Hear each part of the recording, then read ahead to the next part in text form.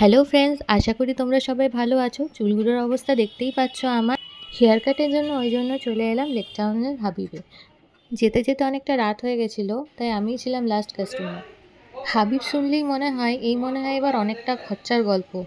তাই এই ভিডিওটাতে আমি এটাও বলবো যে আমার হেয়ার কাটটা করতে কত খরচা পড়লো। এখানে হেয়ার কাট করার আগে ওরা নিজেরাই শ্যাম্পুটা করিয়ে দেয়।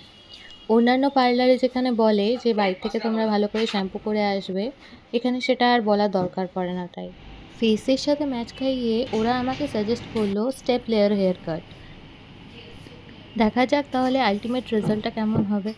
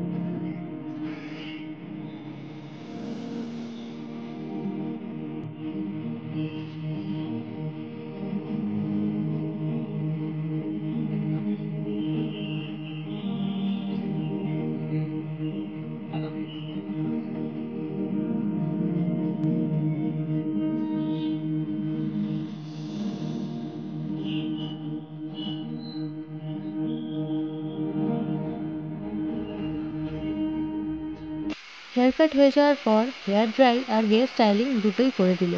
অন্যান্য পার্লারে হয়তো হেয়ার কাট হয়ে যাবে, কিন্তু এই দুটো এক্সট্রা এখানে পাওয়া গেল।